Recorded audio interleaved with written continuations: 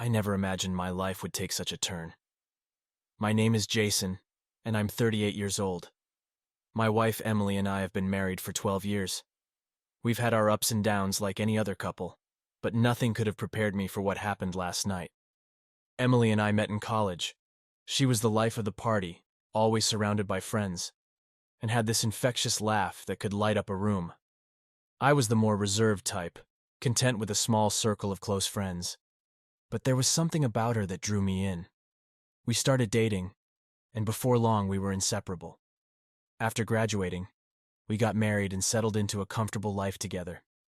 We both had our careers. I worked in IT, and Emily was a marketing manager. We didn't have any kids, but we had our dog, Max, who was like our child. Our life was a series of routines: work, home, occasional dinners out, and weekends spent binge-watching our favorite shows. It wasn't a fairy tale, but it was ours, and I loved it. Emily had always been the social one. She loved going out with friends, hitting the clubs, and dancing the night away. I was more of a homebody, preferring a quiet evening with a good book or a movie. Despite our differences, we made it work. We had our separate lives, but always came back to each other at the end of the day. Or so I thought. Last night started like any other. Emily had planned a night out with her friends, and I was looking forward to a quiet evening at home. She got ready, looking stunning in a little black dress that hugged her curves perfectly. She gave me a quick kiss goodbye and left, her laughter echoing in the hallway as she walked out. I settled on the couch with a beer and Max at my feet, flipping through channels when my phone buzzed.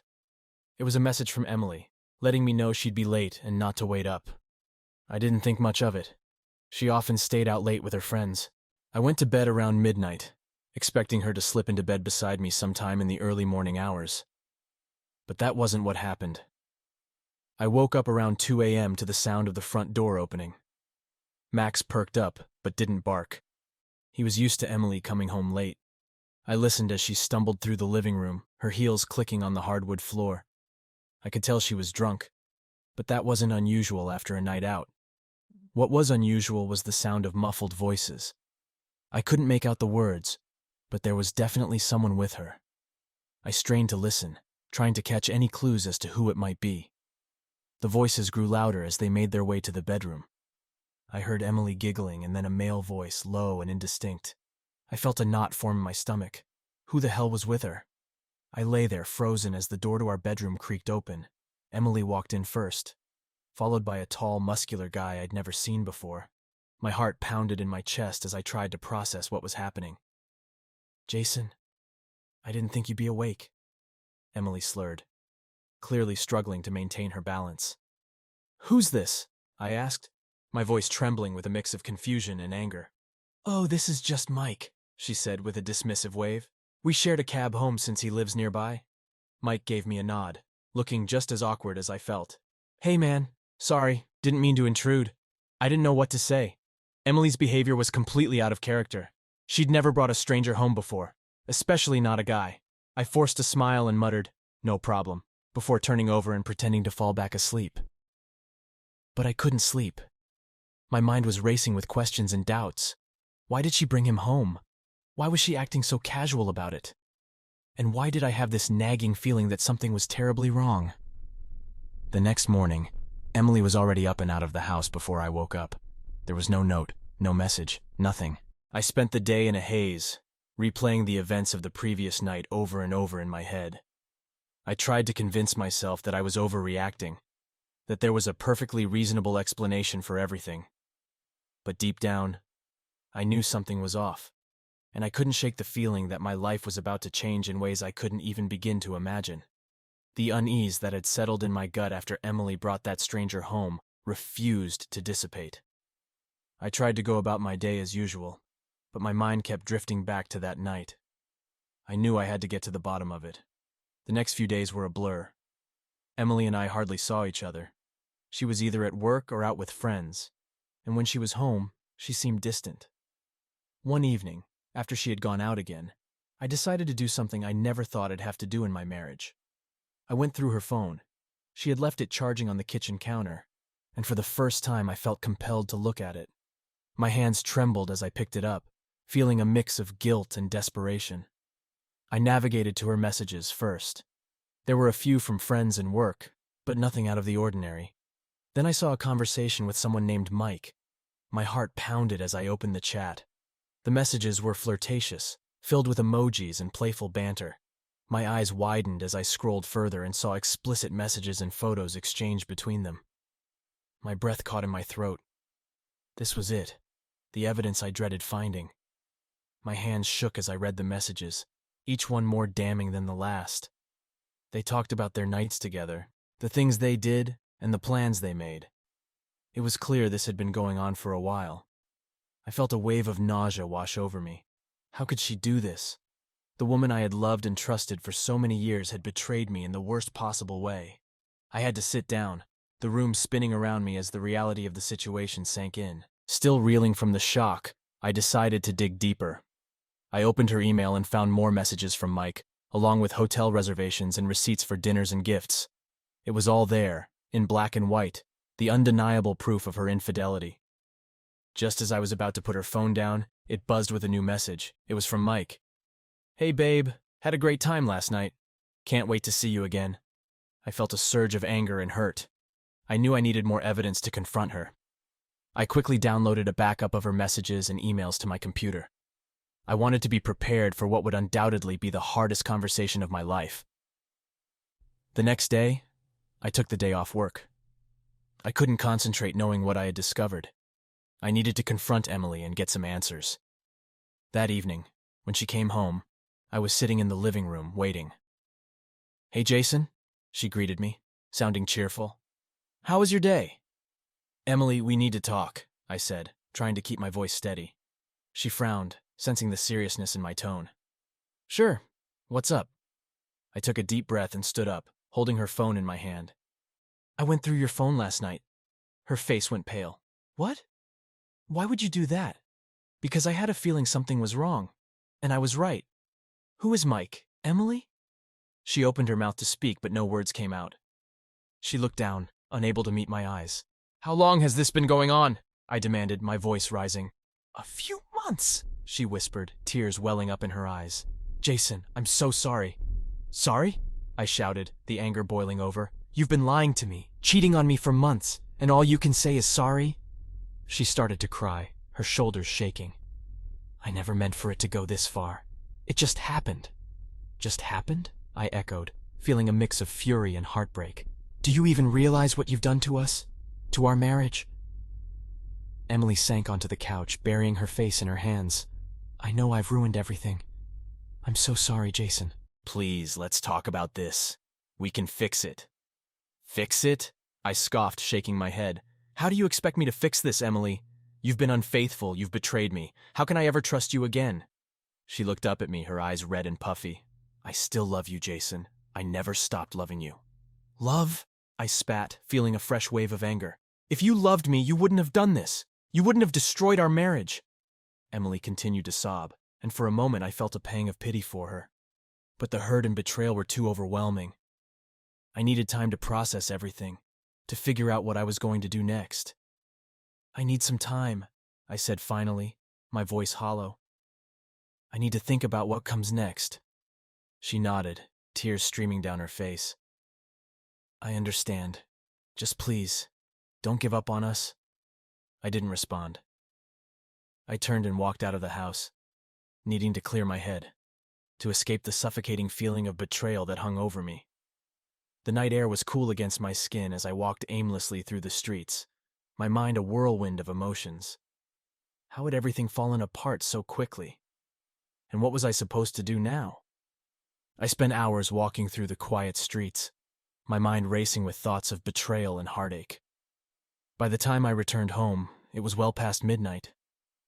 Emily was still awake, sitting on the couch with a box of tissues, her eyes swollen from crying. She looked up as I entered, but I avoided her gaze and went straight to the bedroom. I needed sleep, a reprieve from the whirlwind of emotions tearing me apart. The next morning, I woke up to the smell of coffee. Emily had made breakfast, but the sight of her sitting at the kitchen table looking fragile and remorseful only reignited my anger. I grabbed a cup of coffee and sat down across from her, the silence between us heavy and oppressive. "Jason," she began, her voice trembling. Please, let's talk about this. I know I messed up, but we can work through it. I looked at her, the woman I had loved for so long, and felt a surge of anger. Work through it? You've been cheating on me for months, Emily. How do you expect me to just move past that? I was lonely, she said, tears welling up in her eyes again. You were always working, and I felt so alone. Mike was just someone who made me feel alive. I slammed my fist on the table, making her jump.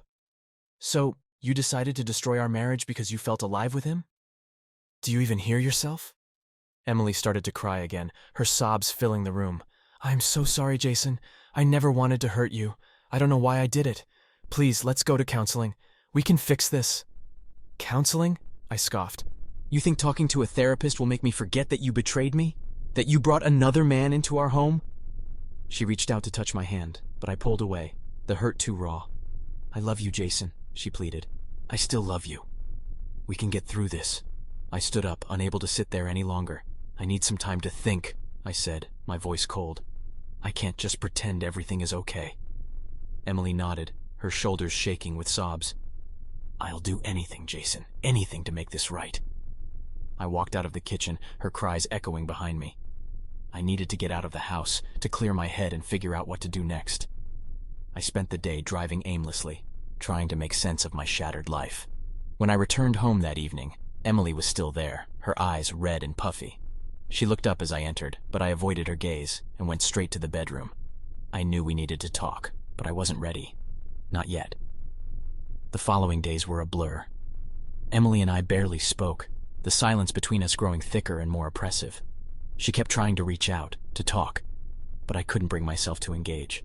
I was too hurt, too angry. One evening, after another failed attempt at conversation, Emily finally snapped.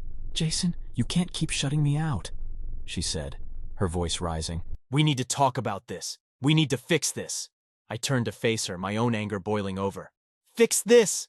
How do you propose we fix this, Emily? You cheated on me. You destroyed our marriage. How do you expect me to move past that? I know I messed up, she cried, tears streaming down her face. But I love you. I want to make this right. Please, let's go to counseling. We can get through this. I shook my head, my anger and hurt too overwhelming. Counseling won't change what you did. It won't erase the fact that you betrayed me. Jason, please, she pleaded, her voice breaking. I love you. I don't want to lose you. Maybe you should have thought about that before you decided to have an affair, I spat, my words laced with bitterness. Emily sank to the floor, sobbing uncontrollably. I'm so sorry, she kept repeating. I'm so sorry. I felt a pang of pity for her, but it was quickly overshadowed by the anger and betrayal I felt. I turned and walked out of the room, needing to escape the suffocating atmosphere. That night I lay in bed, staring at the ceiling, unable to sleep. The events of the past few days played over and over in my mind, and I couldn't shake the feeling of betrayal. Emily had destroyed everything we had built together, and I didn't know if I could ever forgive her. The next morning, I woke up with a sense of determination. I needed to confront Emily, to get everything out in the open. I couldn't keep living in this limbo. I found her in the kitchen, staring out the window with a cup of coffee in her hands. She turned as I entered, her eyes red and tired. We need to talk, I said, my voice firm. She nodded, setting her coffee down. I know. We sat at the table, the tension between us palpable. Why did you do it, Emily? Why did you cheat on me? She took a deep breath, tears welling up in her eyes again. I don't know, Jason. I was lonely. You were always working, and I felt neglected. Mike was just there. He made me feel wanted. That's not an excuse, I said, my voice cold. I was working to provide for us, to give us a good life, and you threw it all away for what? Some cheap thrill? I know, she sobbed. I know I messed up. But I love you, Jason. I want to make this right. Please, let's go to counseling. We can get through this. I shook my head, feeling the anger and hurt rising again. I don't know if I can ever trust you again, Emily. You've destroyed everything. She reached out to touch my hand, but I pulled away. Please, Jason, I'll do anything to make this right. I stood up, unable to sit there any longer. I need some time to think, I said, my voice hollow. I don't know what to do right now. Emily nodded, tears streaming down her face. I understand. Just please don't give up on us. I walked out of the kitchen, the weight of her betrayal heavy on my shoulders. I needed to figure out what to do next, how to move forward from this. But one thing was clear. Our marriage would never be the same again. As the days turned into weeks, the tension between Emily and me remained thick and suffocating. We were living in the same house, but existed in different worlds. Emily continued to plead for forgiveness, suggesting counseling and trying to make amends, but I couldn't shake the anger and betrayal that gnawed at me constantly. One night, as I lay in bed staring at the ceiling, an idea began to form. It was a dark and vengeful thought, born from the deep well of pain Emily had created. I didn't just want to confront her. I wanted her to feel the same devastation I was experiencing. I wanted her to understand the full extent of the damage she had caused. The next day, I started putting my plan into motion. I knew it was petty, but the need for retribution had taken hold of me. I began by gathering all the evidence of her infidelity, the messages, the photos, the emails. I compiled everything into a neatly organized folder, ensuring I had irrefutable proof of her betrayal. I also started tracking her movements more closely, using a GPS tracker I had discreetly placed in her car. I wanted to know if she was still seeing Mike or if there was anyone else. It didn't take long to confirm my suspicions. Emily had resumed her meetings with Mike, although she tried to be more discreet. Armed with this information, I started planning the next steps. I reached out to a private investigator to gather even more evidence. The investigator was thorough, providing me with photos and recordings of Emily and Mike together. The more I learned, the deeper my anger grew. Once I had everything I needed, I began phase 2 of my plan, exposing Emily's affair to the people closest to us. I knew it was cruel, but I was beyond caring. I wanted her to feel the same humiliation and betrayal that I felt. I started with her parents. One evening, I invited them over for dinner, telling them I had something important to discuss. They arrived, curious and concerned. As we sat in the living room, I took a deep breath and began. "I need to tell you something about Emily," I said, my voice steady. "She's been having an affair." Her parents looked shocked. Disbelief etched on their faces. "What? Jason, are you sure?" her mother asked, her voice trembling. "I'm sure," I replied, handing them the folder with all the evidence. "This has been going on for months. I have proof." They opened the folder and began to read, their expressions changing from disbelief to anger and disappointment. Emily's mother started to cry, while her father clenched his fists, trying to contain his rage. "How could she do this?" her father muttered, shaking his head. "How could she betray you like this?" "I don't know," I said, my own anger bubbling to the surface. "But I wanted you to know the truth." They left shortly after, devastated by the news. I knew Emily would find out soon enough, and I braced myself for the inevitable confrontation. That night, Emily came home, looking exhausted. She didn't notice the tension in the air until she saw the look on my face. "Jason, what's wrong?" she asked, her voice wary. "I told your parents," I said bluntly. "They know about your affair." Her face went pale, and she staggered back, her eyes wide with shock. "You what? How could you?" "I wanted them to know the truth," I said, my voice cold. "I wanted them to know what kind of person you really are." She sank onto the couch, her hands shaking. "I can't believe you did this. How could you be so cruel? Cruel!" I laughed bitterly. "You think what I did was cruel? What about what you did to me, to our marriage? You destroyed everything, Emily. You have no right to call me cruel." Emily burst into tears, her sobs filling the room. I watched her, feeling a twisted sense of satisfaction. This was just the beginning. Over the next few days, I continued my campaign of revenge. I sent copies of the evidence to her closest friends, ensuring they all knew about her betrayal. The fallout was immediate and brutal. Emily became a pariah among her friends, her reputation in shambles. She confronted me again, this time with anger replacing her tears. "You're ruining my life, Jason!" she screamed. "Why are you doing this?" "Because you ruined mine," I replied calmly. "I want you to feel the same pain and humiliation that I felt." She shook her head, tears streaming down her face. "I know I messed up, but this is too much. Please stop." I stared at her, feeling a flicker of doubt, but the anger quickly smothered it. "You should have thought about that before you decided to have an affair." Emily retreated to the bedroom, slamming the door behind her. I stood in the living room, my heart pounding. Part of me knew this wasn't the right way to handle things, but the need for revenge was too strong. As the weeks went by, Emily became more and more isolated. Her parents barely spoke to her, her friends avoided her, and she spent most of her time at home trying to win back my trust. But I remained distant, cold, and unyielding. One evening, Emily came to me, looking more fragile than ever. "Jason, I can't take this anymore," she said, her voice breaking. "I know I hurt you, and I deserve your anger. But this revenge is destroying both of us. Please, let's try to fix this. Let's go to counseling, do whatever it takes." I looked at her, seeing the desperation and pain in her eyes. Part of me wanted to forgive her, to try and rebuild our marriage. But the hurt was still too raw, the betrayal too deep. "I don't know if I can ever forgive you, Emily," I said quietly. "You've broken something that can't be fixed." She nodded, tears streaming down her face. "I understand. But please, can we at least try?" I sighed, feeling the weight of the past few months bearing down on me. "I'll think about it," I said finally. Emily gave a small, hopeful smile. "Thank you, Jason. That's all I can ask." As she walked away, I felt a mix of emotions, anger, hurt, but also a flicker of something else.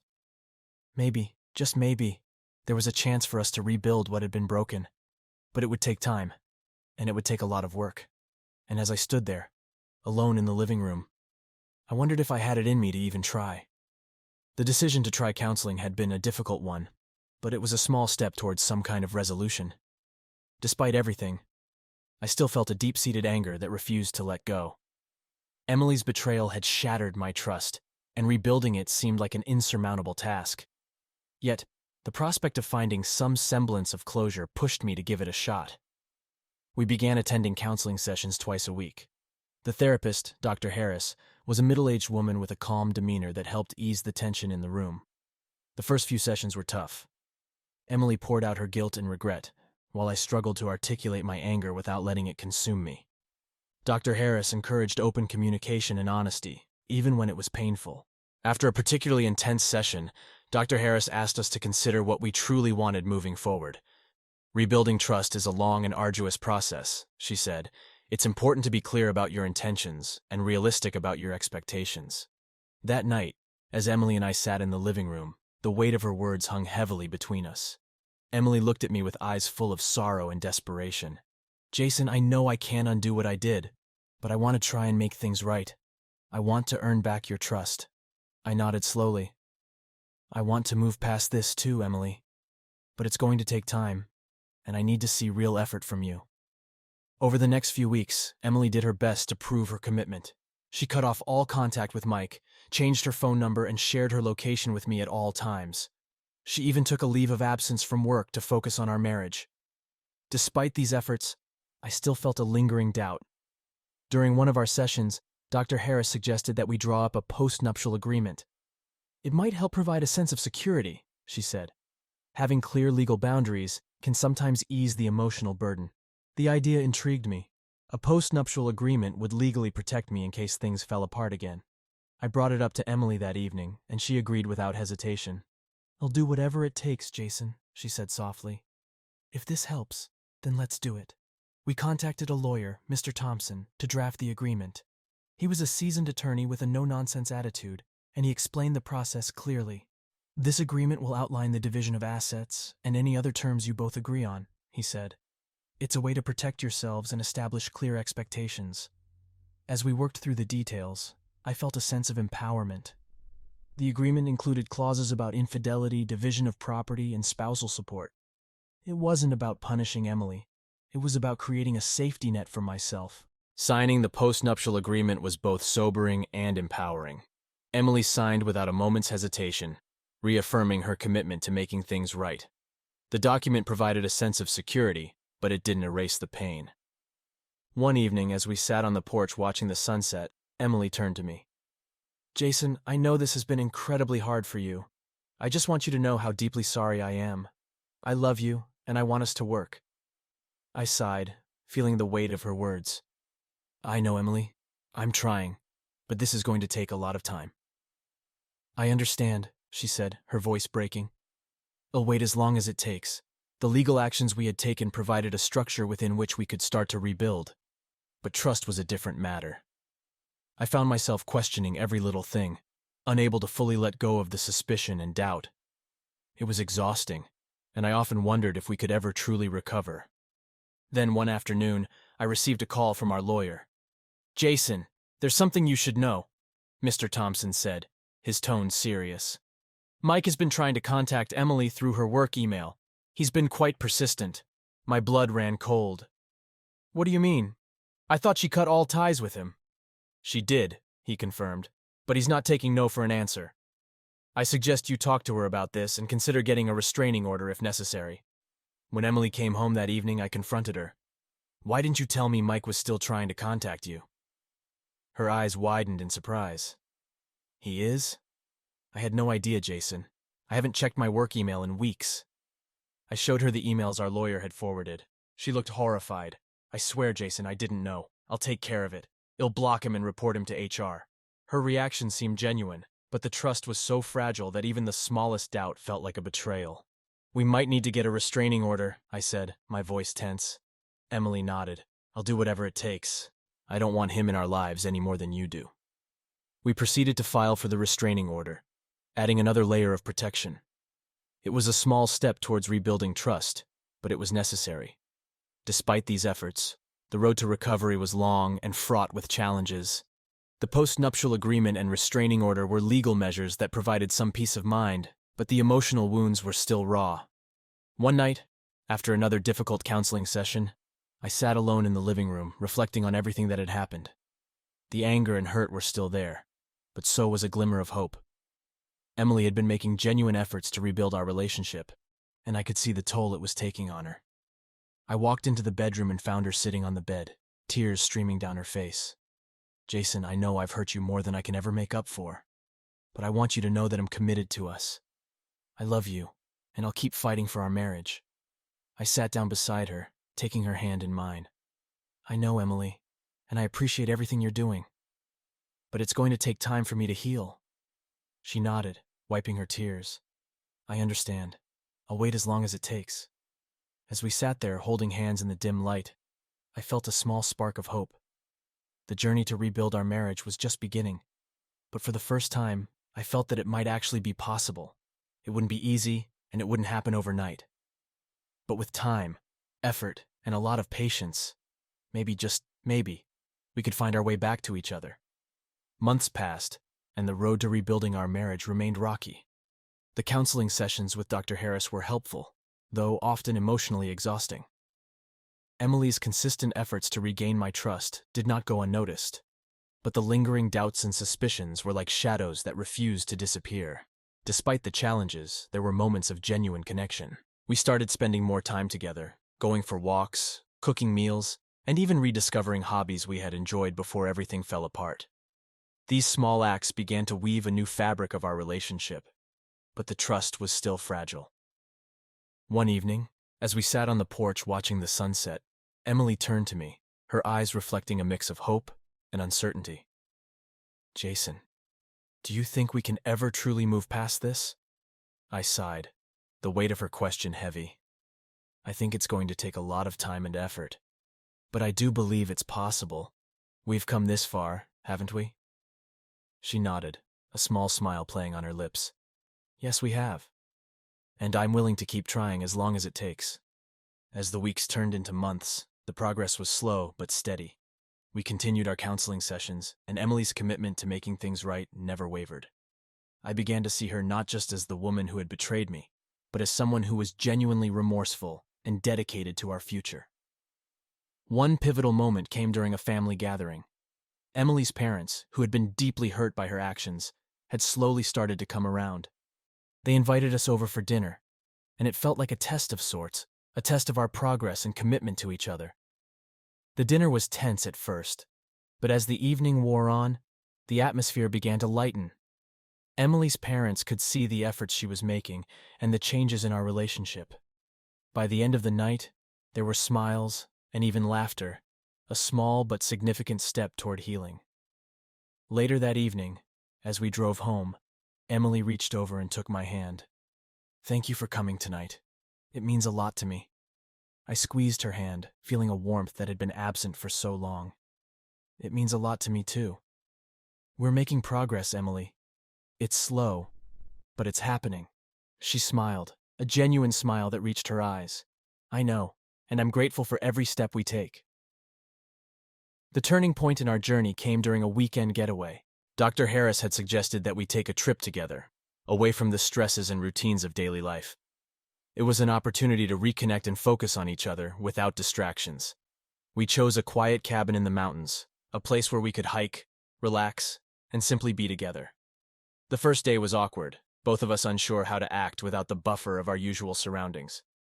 But as the weekend progressed, we began to let our guards down. One afternoon, while hiking a particularly beautiful trail, Emily stopped and turned to me. Jason, I want you to know how much I love you, and how deeply sorry I am for everything. I know it's been hard, and I don't expect you to forget, but I hope you can forgive me. I looked into her eyes, seeing the sincerity and pain. Emily, I've been carrying this anger and hurt for so long, but I don't want it to define us anymore. I can't promise he'll forget, but I can promise to try and forgive. She hugged me, and for the first time in months, I felt a genuine sense of peace. It was a small step, but it felt monumental. As we continued our hike, I realized that this trip was more than just a getaway. It was a new beginning. We talked about our hopes and fears, our dreams for the future. We laughed and shared stories, and for the first time in a long time, it felt like we were truly connected. Returning home, we carried that newfound sense of connection with us. The challenges didn't disappear overnight, but we faced them together, with a renewed sense of commitment and hope. One evening, after another long and productive counseling session, we sat on the porch, watching the stars. Emily rested her head on my shoulder, and I felt a sense of calm wash over me. Jason, thank you for giving us another chance, she whispered. I kissed the top of her head. Thank you for not giving up on us, Emily. We're not perfect, but we're trying, and that's enough for now. As the months turned into a year, our relationship continued to heal. The postnuptial agreement remained a safety net, but it was no longer the focal point of our marriage. Trust was slowly rebuilt, not through grand gestures, but through small, consistent acts of love and commitment. We still attended counseling, though less frequently, and Dr. Harris' guidance had been invaluable. She helped us navigate the complexities of our relationship, providing tools and strategies that made a real difference. One evening, as we celebrated our anniversary, Emily looked at me with tears in her eyes. Jason, this year has been the hardest of my life, but it's also been the most important. I love you more than ever, and I'm so grateful for the second chance we've been given. I took her hand, my own eyes misting over. I love you too, Emily. We've been through hell, but we've come out stronger. Here's to a new beginning. As we toasted to our future, I realized that the journey of healing and rebuilding was far from over, but for the first time in a long time, I felt a sense of hope and optimism. We had faced the darkest moments of our lives and emerged with a renewed sense of love and commitment. And as we looked toward the future, I knew that whatever challenges lay ahead, we would face them together, stronger, wiser, and more in love than ever before.